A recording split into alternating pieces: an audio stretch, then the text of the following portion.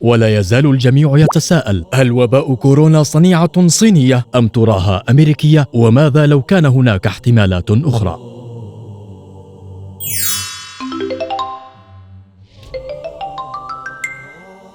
عملية كورونا والحرب البيولوجية.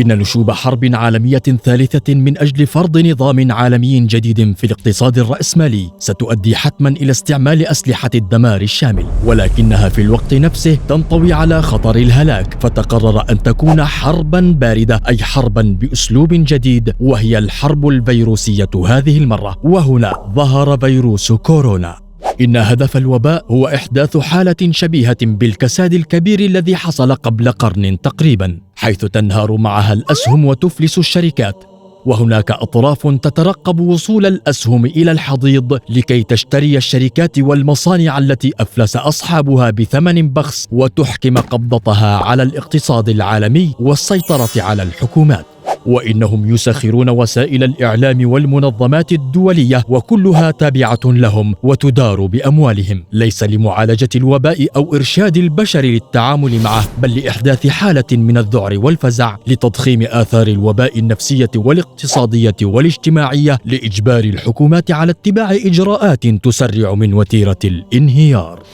مع بدء انتشار فيروس كورونا وظهور الوباء في ووهان ثم في أماكن مختلفة من الصين، ومع زيادة الوفيات بسبب الوباء، هبطت أسعار أسهم الشركات والمصانع في بورصة الصين، خصوصا في مجالات التكنولوجيا والإلكترونيات. وهرع مالكو الأسهم من الأوروبيين والأمريكيين الذين يستثمرون أموالهم فيها إلى بيع أسهمهم بكميات كبيرة وفي فترة وجيزة، مما أفضى إلى انهيار الأسهم. وبعد أن خفت حدة الوباء في الصين وما واكب ذلك من انتشاره في أرجاء مختلفة من العالم، خصوصا في أوروبا والولايات المتحدة، عادت أسعار أسهم الشركات في الصين للارتفاع، ولكن بعد أن اشترتها أطراف داخل الصين بأسعار منهارة، فربح هؤلاء أموالا طائلة من الفرق بين أسعار الأسهم إبان الوباء في الصين وأسعارها بعد انتهائه. ومن أهدافهم المحورية أيضا نقل مركز الاقتصاد العالمي والتحكم فيه إلى شبكة الإنترنت والعالم الافتراضي. فالكساد وانهيار الشركات والبطالة في العالم الواقعي يقابله ازدهار في تقنيات الاتصال والتواصل عبر الإنترنت، ورواج التجارة والأسواق الإلكترونية، وارتفاع أسهم الشركات العاملة عبر الشبكة الدولية.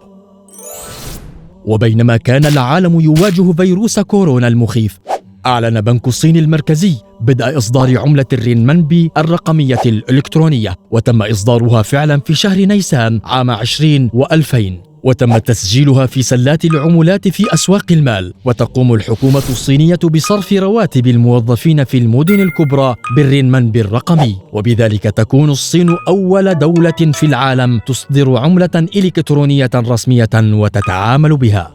التجارب الفيروسية وظهور وباء كورونا. خلافا للرواية الرسمية المعتمدة التي تبثها حكومات الغرب والمنظمات الدولية وتضخها في البشر عبر أبواق الإعلام على أن فيروس كوفيد-19 سلالة جديدة من فيروس كورونا ظهرت وحدها دون إرادة بشرية، فعليك أن تعرف أنه كان ثمة دراسات وتجارب تجرى على فيروس كورونا لتطوير سلالة أو سلالات جديدة منه، والعمل على زيادة آثاره وأضراره في الخلايا البشرية، وتصنيع لقاح مضاد له، وأن ذلك تم بتعاون صيني فرنسي أمريكي مشترك. فالدراسات على الفيروس كانت في مختبر ووهان للفيروسات في الصين الذي أنشأه الفرنسيون عام 15 و2000، وبالتعاون مع مؤسسات طبية فرنسية، ومنها معهد باستور والمركز الوطني للبحوث العلمية في فرنسا وجامعة باريس السابعة، بالاشتراك مع المعهد الوطني الأمريكي للحساسية والأمراض المعدية، ومختبر جيلفستون الأمريكي الذي تشرف عليه جامعة تكساس الطبية، وهو أكبر مختبر في العالم من المستوى الرابع، وهو الذي قدم منحتين لمختبر ووهان قدرهما $7 ملايين عام 15 و2000 لإجراء بحوث على الخفافيش بخصوص تطوير سلالات من فيروس كورونا. وكما ترى الممثلين الأمريكيين والصينيين يتعاركون أمام الجماهير المغفلة على المسرح، بينما المختبر الذي انطلق منه الفيروس والبحوث الخاصة به يشترك في إجرائها وتمويلها طبقة أخرى من الأمريكيين والصينيين والفرنسيين، وهي الطبقة التي لا تظهر على المسرح ولا تراها أو تشعر بوجودها. والرواية الهوليودية والاتهامات الإعلامية التي تتكلم عن بدء الوباء تلقائيا بتسرب الفيروس أو بهروب خفاش تجرى عليه التجارب وكأنه تسرب وهرب من معمل مستشفى كفر البلاص المركزي، تدخل في باب الهزل واستغفال الجماهير اعتمادا على أنهم من مدمني مشاهدة الأفلام.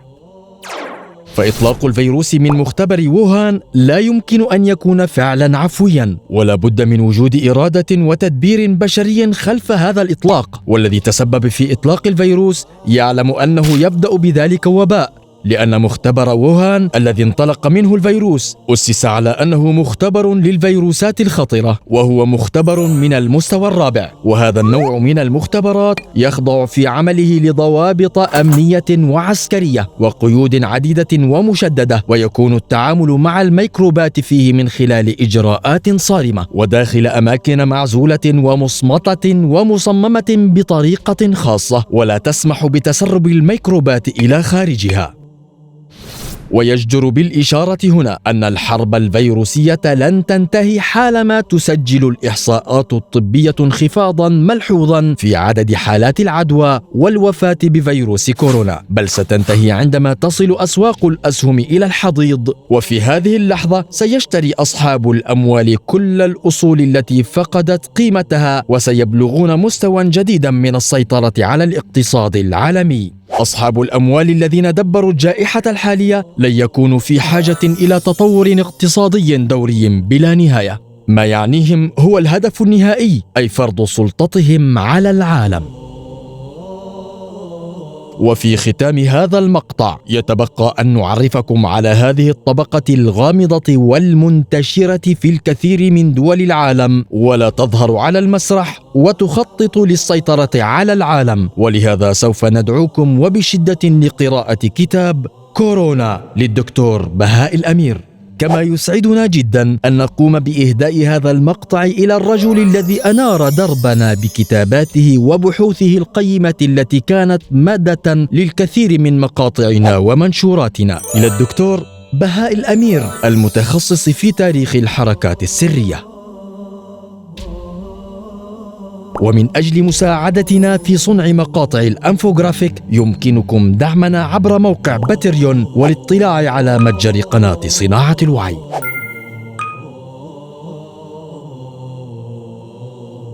عالم السر والخفاء هو العالم الذي تتصل فيه أحداث العالم وتترابط حوادثه ليستبين باتصالها وترابطها المسار الذي يسير فيه تاريخ العالم والوجهة التي يتجه إليها، ولتسفر بهذا الاتصال والترابط وبظهور مسار العالم الحقيقي غاية من صنعها ورسمها. وعالم سر السر وأخفى الخفاء هو عالم الظلام الدامس الذي لا وجود له إلا في قراره المكين في أذهان أهله ونفوسهم، ولا دليل عليه إلا ما تسرب منها.